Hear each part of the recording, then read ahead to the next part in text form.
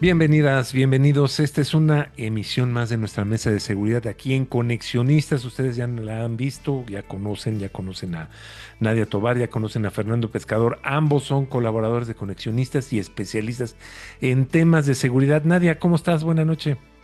Muy bien, Armando, Edgar, Fer, qué gusto saludarlos nuevamente. Buenas noches. Dos seguidos, estamos de fiesta. Qué bueno que estás por acá con Sí, ya nosotros. te, ya Gracias. te extrañábamos. Te, Sí, te yo habías ido de también. fiesta mucho tiempo. Fernando Pescador, bienvenido. Muchas gracias por estar con nosotros. Gracias, gracias Nadia, Edgar, Armando, como siempre un gusto estar aquí en Conexionistas. Magnífico. Y dos temas. La ley de amparo, que es lo que está ahorita, pues prácticamente acaparando los titulares, y una pequeña comparativa que vamos a hacer del primer año de Claudia Sheinbaum contra Andrés Manuel López Obrador. Pero, pues, Edgar, pues tú también, bienvenido, muchas Sí, gracias. gracias. Ya te estaba quitando de la lista de regalos de Navidad, ¿eh? Ya.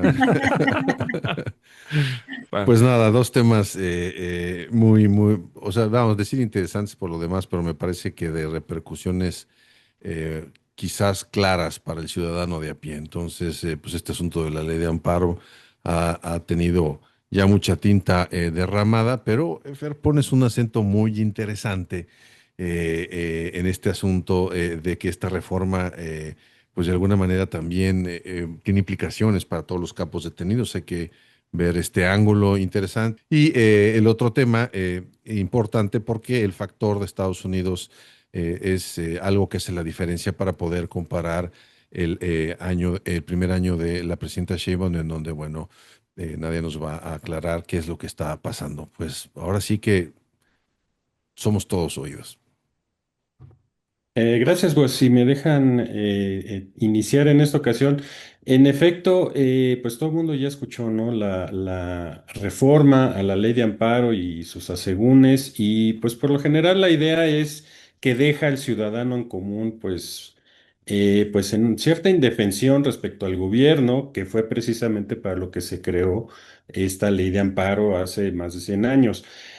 Aquí lo interesante es esto. La pasada Suprema Corte de Justicia llevaba una estadística judicial bastante robusta, muy detallada, y dentro de estos indicadores estadísticos, pues te daban u ofrecen, todavía está en línea, pues el total de sentencias relativas a la constitucionalidad de la ley de amparo. Entonces, ¿qué significa eso? Que llevaban un registro de en dónde se estaban llevando juicios de amparo. Y esta numeralia del propio Poder Judicial Federal pues arroja que en México había 282 juicios de amparo en dos de sus modalidades.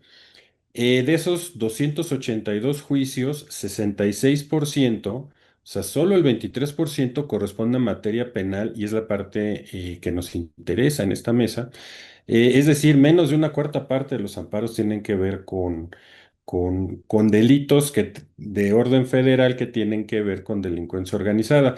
Pero aquí hay todavía más detalle interesante porque de los 66 juicios de amparo en materia penal a nivel nacional, 18, 27.3%, tiene que ver con recurso de revisión y 13, el 19.7, con recurso de queja. Entonces, esto es importante. De los 18 juicios de recurso de revisión, 11, o sea, el 61%, se concentran en el sexto circuito judicial con sede en Puebla. Y esto es importante porque abarca los estados de Aguascalientes, Colima, Jalisco y Zacatecas, zonas de importante presencia del cártel Jalisco Nueva Generación. Es decir, se están impugnando resoluciones judiciales que bien pudieran ser sobre capos de narcotráfico ya detenidos. Y luego de los 13 juicios de recurso de queja, el 7, o sea, 54% más de la mitad, se concentran en ese mismo sexto circuito judicial. Y curioso, 5, que es el 38%, en el decimosexto circuito que está en Guanajuato.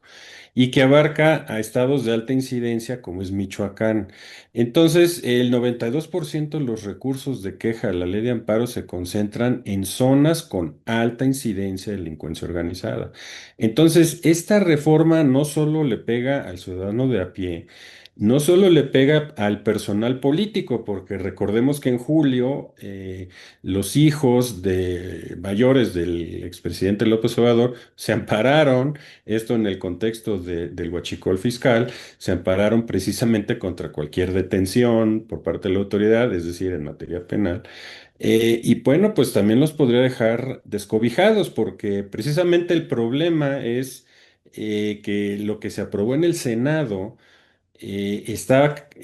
pues traía hoy un artículo transitorio que decía que todos los juicios anteriores, juicios de amparo anteriores, se tenían que, pues digamos, ajustar a esta nueva ley, lo cual va en contra de la retroactividad de la ley y demás, y que bueno, al parecer la presidenta, pues ya lanzó línea en sentido contrario, es decir, van a meter reversa en la Cámara de Diputados, esperemos, pero pues ahí vemos cómo esto puede influir. Ahora, este asunto pudiera generar, a mi punto muy personal, punto de vista, pues más violencia.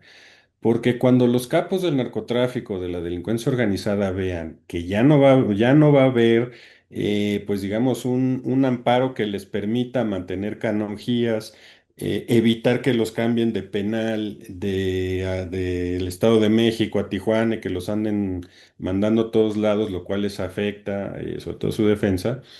Pues pudiera ser que endurezcan su resistencia a las fuerzas de seguridad. Ese sería un escenario que no veo que pues mucha gente lo esté retomando, ¿no? Y bueno, también esta reforma con una ley de amparo más acotada, pues en primer lugar te pega también al lavado de dinero, porque ya no tan fácil te vas a poder amparar para combatir a estas acciones de la UIF, por ejemplo. Eh, También, pues ya no va a estar tan fácil el amparo precisamente para contraórdenes de aprehensión, cateos, prisión preventiva, toda una serie de cosas que, pues de alguna manera, estaban siendo utilizadas, obviamente a través de abogados de alto nivel por parte de la delincuencia organizada, y pues esto pudiera replantear cuestiones estratégicas en ese sentido, ¿no? ¿Qué, para, digamos, acotar las expectativas? Porque me parece que siempre que se tienen estas conversaciones, o por lo menos en lo poco que he logrado detectar en los análisis, hay como una tendencia negativa para decir, bueno, esto es un desastre y esto nos va a poner peor. Pero esto que comentas parece ser que tiene un balance, ¿no? De alguna manera, como dices, hay una especie de adecuación a una realidad criminal que vive el país, y entonces parece que la narrativa pues no es tan negativa como parece, o estamos teniendo una lectura equivocada y de acuerdo a lo que acabas de decir, esto pudiera empeorar las cosas. Eh, Gracias, Edgar. Bueno, ¿empeorar en qué sentido? Todo parece indicar que esta ley de amparo, de alguna manera, pues tenía un destinatario que era el empresario Ricardo Salinas Pliego, ¿no? Ujú, Por cuestiones fiscales. sí, El asunto es que este endurecimiento, pues no nomás pega en ese sentido, pega también en materia penal. Y sí, bueno, también no sería la primera vez que este gobierno, pues por querer tapar un hoyo, pues cava otro, ¿no? Entonces es importante aquí, pues ver los escenarios. Yo creo que no se midió, solo se está viendo lo político. E incluso ahí, o sea, pues si los hijos del expresidente habían, en julio, digo, hace 3 meses, menos de un tres amparo, meses, sí. habían tramitado los amparos fantasmas, porque ellos dijeron, no, no los presentamos, y pues alguien les preguntó, bueno, pues quítenlos, y pues no los han quitado, y bueno, entonces, digamos, pues por así llamarle, el carril político es pues en donde están transitando todos. pero es ese carril de junto, esa lateral de la cuestión de seguridad que yo creo que luego no se están midiendo bien las consecuencias. Estábamos viendo ya que precisamente las expulsiones, que no extradiciones, pero las expulsiones hacia Estados Unidos, pues precisamente utilizaban esta figura de expulsión para evitar todo esto del juicio de amparo, ¿no? Ujú. Entonces, pero no estoy seguro que estaban midiendo esta parte, o sea, los capos que ya no van a poder defenderse tan civilmente, por así decirlo, aunque es materia penal, pues pudiera traer un endurecimiento de la violencia, un endurecimiento de su resistencia, eh, pues armada a cualquier intento del gobierno por detenerlos. Entonces, pues habrá que estar muy pendiente de esta situación. Esto quiere decir, Fer, que, bueno, se están haciendo como trajes a la medida. El objetivo, el destinatario era este empresario que quiere ser candidato a la presidencia y no sabemos si quiere ser candidato a la presidencia al estilo Netanyahu, ¿no? Hacer un escándalo para evitar ir a la cárcel o pagar impuestos. En fin, eso es especular, pero eh, este asunto de meter más presión, de que puede empeorar las cosas, como estoy entendiendo, o sea, puede haber esas repercusiones de que el crimen organizado, ante una situación de mayor vulnerabilidad en términos legales, decida resistirse y incrementar la violencia.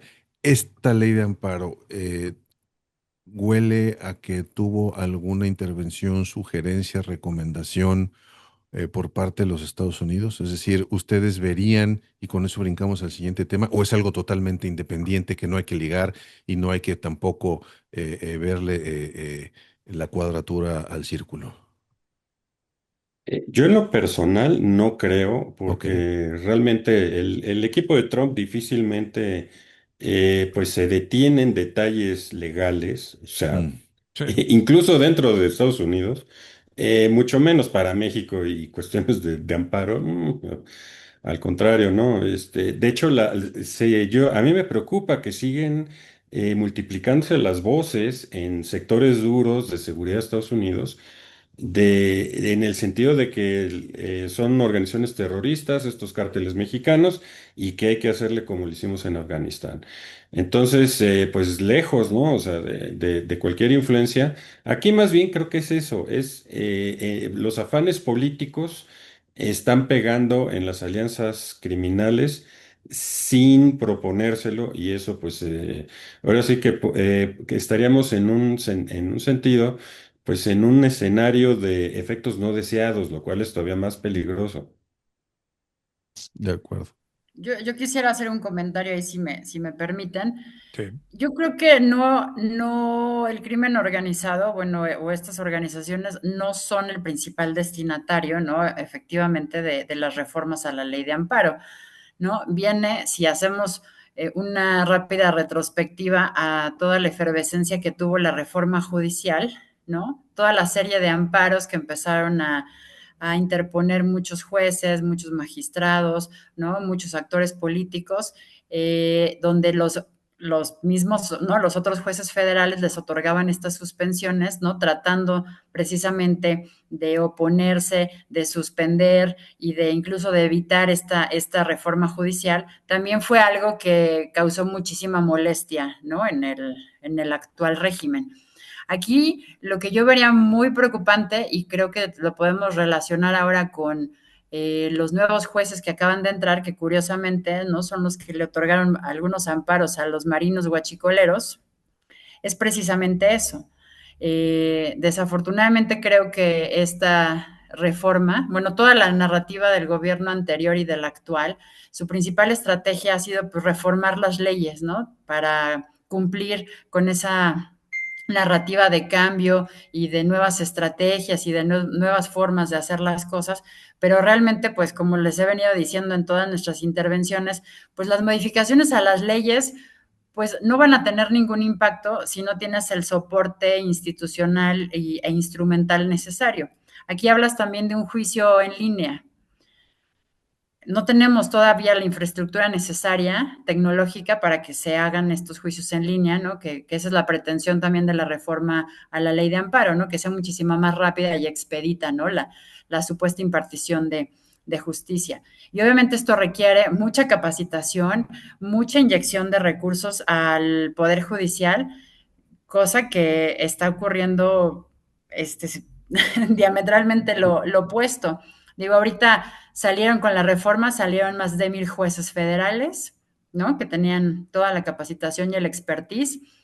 Los nuevos jueces, bueno, ya podemos ver todos los TikToks y los Reels que hay de que han renunciado y todas las barbaridades, ¿no? Que han dicho en estas cuestiones. Entonces, yo creo que eso es lo más grave, que ahorita yo creo que incluso les abres una puerta adicional a las organizaciones criminales para que se incremente la corrupción y desde ahorita empiecen a cooptar muchísimos más jueces nuevos que no tienen la más mínima experiencia y con eso pues poder abrirles otras posibilidades, porque digo, no nada más van a utilizar el amparo, ¿no? Van a ahora aprovecharse también, digo, de otras legislaciones que también las pueden adecuar. Entonces, yo lo vería por ese lado, o sea, a mí se me hace mucho más grave que yo creo que se va a generar mucha mayor corrupción entre que están aprendiendo, ¿no? Toda esta curva de aprendizaje que están teniendo los nuevos juzgadores, ahí las organizaciones creo que tienen ahí el blanco mucho más fácil para empezar a identificar cuáles van a ser sus estados, sus jueces que les van a abrir esas otras posibilidades. Y yo lo vería más bien por ahí. O sea, lo preocupante está en las estructuras gubernamentales, ya no tanto lo que vayan a hacer estos amigos. O sea que la buena noticia es que ayer estaba mejor de lo que se va a poner. Ahora, ¿cómo ven entonces de cara a este contexto, pues esta comparación en términos de pues, los números de seguridad a un año de la gestión de la presidente Sheinbaum con respecto a su antecesor? Yo Pues, aquí, si me permites empezar, mm. Fer, yo soy muy negativa. Digo, obviamente Adelante. la narrativa es diferente, ¿no? Sí. Abrazos no balazos y empiezas a ver en el caso de este primer año de Sheinbaum, ¿no? Una mayor coordinación entre las instituciones, ¿no? Más inteligencia, etcétera, etcétera. Pero bueno, o sea, aquí está la comparación de la percepción, ¿no? Numérica versus la realidad. Digo, habría que hacer un análisis, yo creo que muchísimo más profundo, porque posiblemente, ¿no? Las modificaciones en las cantidades y en las estadísticas que sacan, una puede obedecer a cambios de metodologías, ¿no? Del gobierno anterior con el Sí, actual. La otra, retrasos en las contabilizaciones, ¿no? O en las Sí, sí, sí, capturas sí. de ciertos datos, ¿no? Que de repente se esconden o de repente ahí no aparecen cuando deben de aparecer. Y la otra, lo que les decía, bueno, es un tema de la narrativa y de la numeralia, pero la percepción sigue siendo nefasta. O sea, toda la gente que tú hablas con ella, o sea, sigue sintiendo que la inseguridad va incrementando, ¿no? No, no al revés. Sí, sí, yo creo que solamente funciona en la cabeza de los amigos de Harfush. Pero bueno, hay una cuestión. Por ejemplo, la encuesta que hace el INEGI trimestral sobre percepción de seguridad, pues curiosamente sí está reflejando lo que dice Nadia. En el segundo trimestre de 2024 estaba en 59,4% la percepción de seguridad. Y este año, en el segundo trimestre de 2025 subió a 63,2, o sea, subió casi 4 puntos. O sea, pues ciertas cifras sí están reflejando pues que la situación no va del todo bien. En efecto, también algo que comenta Nadia, pues se puede aplicar precisamente sobre todo a las cifras de homicidio doloso, ¿no? Que esas al parecer supuestamente se iban a la baja y demás. Pero claro, estamos viendo cosas extrañas porque baja el homicidio y se disparan las desapariciones. sí, Entonces, pues bueno, eh, es un juego de estadísticas, como dice nadie, pues en efecto habrá que ver más adelante las inconsistencias e inconsistencias, pero pues sí estamos viendo por lo menos, yo creo que digamos, la parte más relevante o contrastante más bien con el gobierno de AMLO es que sí se está, pues sí se está, digamos, tomando distancia con el aspecto criminal. El huachicol que se había dicho que había desaparecido, que ya no había, pues vemos que no solo que existe, sino que va incluso de la mano de mandos, altos mandos militares, ¿no? Y estos, precisamente estos efectos políticos son los que yo creo que se están queriendo sortear, pero pues por jalar la cobija para tapar a unos, pues otros están quedando descobijados. O sea, al final es un tema de narrativas, porque de un tiempo para acá parecía una franca campaña para demostrar, es decir, y una franca campaña que quizás cuando uno leía los medios parecía que estaban escritos en inglés, ¿no? Para decirle a You Know Who, ¿no? Que mira, si estamos haciendo la tarea, por Vamos favor, chambeando. ¿no? Trátanos con cariñito a la hora de la negociación o renegociación del tratado. Y entonces, pues parecía que todo iba encaminado hacia allá. Y entonces esto que ustedes comentan, no parecía todo va encaminado hacia allá. Pues sí, o sea, la renegociación del TLC, del TEMEC, es una realidad y es algo importante. O sea, Sí, y pues no lo puedes nada más así, hacer a un lado para, pues, proteger al hermano Adán, ¿no? O sea. exacto. Yo he estado leyendo mucho al respecto y me llamó mucho la atención algo que dijo Loret. Decía que tenemos dos presidentas. Una presidenta que en la mañana se dedica a defender a López Obrador y decir que todo estuvo muy bonito, es bien padre y todo lo demás, pero que en la tarde se está dedicando precisamente a lo contrario y que un claro ejemplo de esto pues, es lo que está pasando pues con nuestro querido policía o Batman o cómo le quieren decir ahora, a Harfush Batman El le dicen, Batman, ¿verdad? sí. El Batman. Pues todo el tema del huachicol, pues no viene de una, ¿cómo se llama? De un reportaje de Latinos, no viene del Reforma ni de Proceso, viene del propio gobierno. Entonces, pues tal vez lo sea, digo, yo lo del huachicol lo veo muy mediático, pero detrás de eso también hay mucho más, es decir, todo lo que estás haciendo, deteniendo que miembros del cártel, deteniendo, ¿cómo se llama? Mercancía, ya descubrieron otro laboratorio de metanfetamina, etcétera. Sí están viendo ustedes que haya este tipo de acciones en contra del crimen, o simplemente es estas ganas de quedar bien ¿cómo se llama? Con el agente naranja del otro lado de la frontera. Yo creo que sí las circunstancias cambiaron, ¿no? Cuando estaba en el gobierno anterior que ahorita. Yo creo que ahorita lo que pasó es que le quitaron la correa a las instituciones. O sea, todas esas investigaciones, por Ujú, supuesto que ya estaban. ujú. O sea, todo el sexenio anterior se trabajó, no son investigaciones que las hayas, o sea, que las hagas en un mes, ¿no? O en una semana y ya encuentres al Claro. superdelincuente, y encuentres toda la red y ahora sí ya descubras el hilo negro de tal o cual operación, ¿no? Digo, son investigaciones que ya se tenían y obviamente les están quitando la correa conforme les va conviniendo, ¿no? Para cuidar la narrativa y compensar ahí la cuestión política, como dice Fer, para el tema del tratado, pero todo eso ya estaba, ¿no? Yo creo que simplemente ya, o sea, le quitaron la correa, le prendieron el semáforo en verde y adelante con ciertas detenciones, obviamente, no con todas, ¿no? Ahora, Las que convienen en el momento. Ujú. estamos apenas el primer año, ayer, antier, fue el 1 de octubre, ¿no? Se cumplió apenas el primer año. ¿Estamos viendo el arranque apenas o ya están apuntando? O es decir, pues es el momento, digamos que para brillar de esta señora, ¿no? Entonces, ¿ustedes creen que veamos un incremento en todo lo que es pues, la lucha contra el crimen, la lucha contra el narcotráfico, la lucha contra el huachicol, etcétera?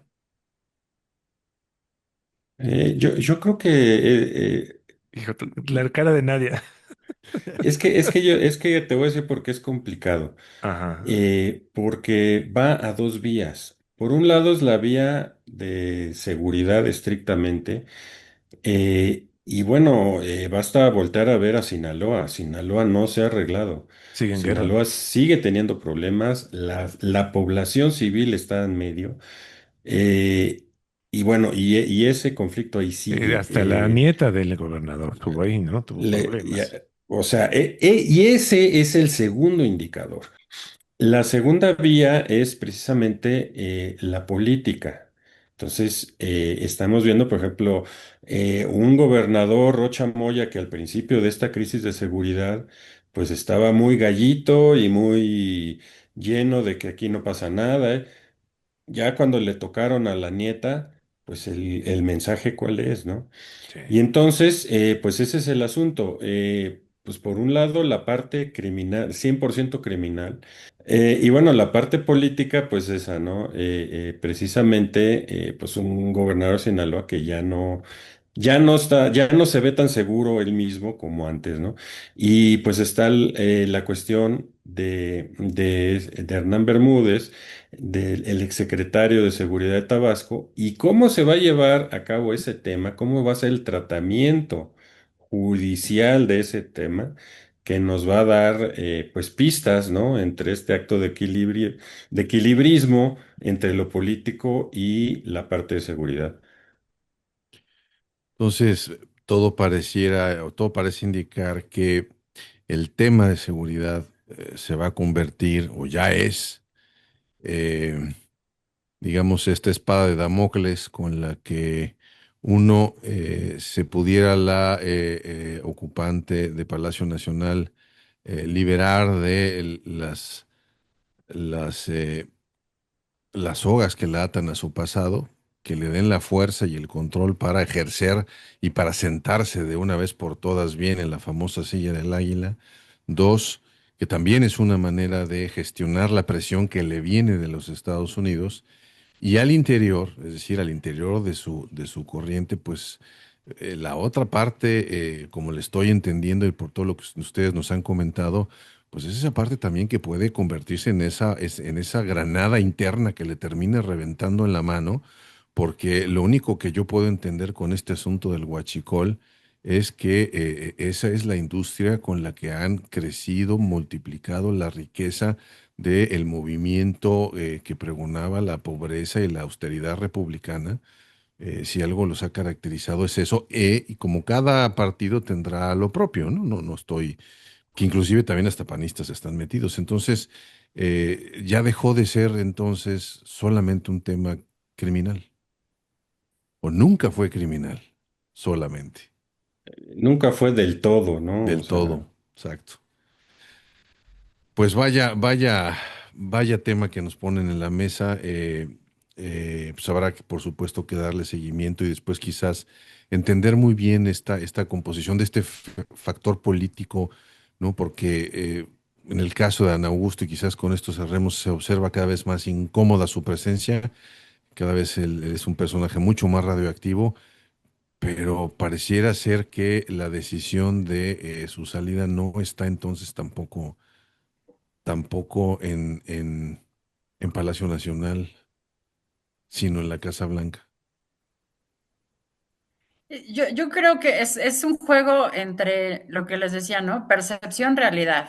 Mm, Tú ves más patrullas en la calle y dices, wow, ya hay más seguridad, pero el policía es más corrupto, porque ahora está en la calle, ahora sí está disque chambeando, ¿no? Y entonces ya tienes más mordidas, ahora detiene a más gente, ¿no?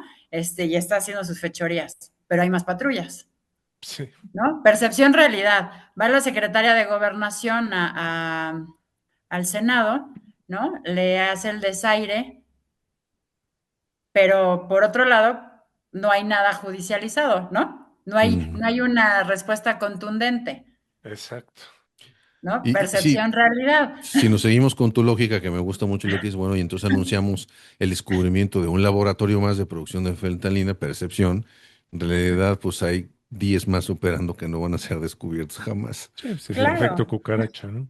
Ajá. Bueno, esto se pone más interesante. Pues Exacto.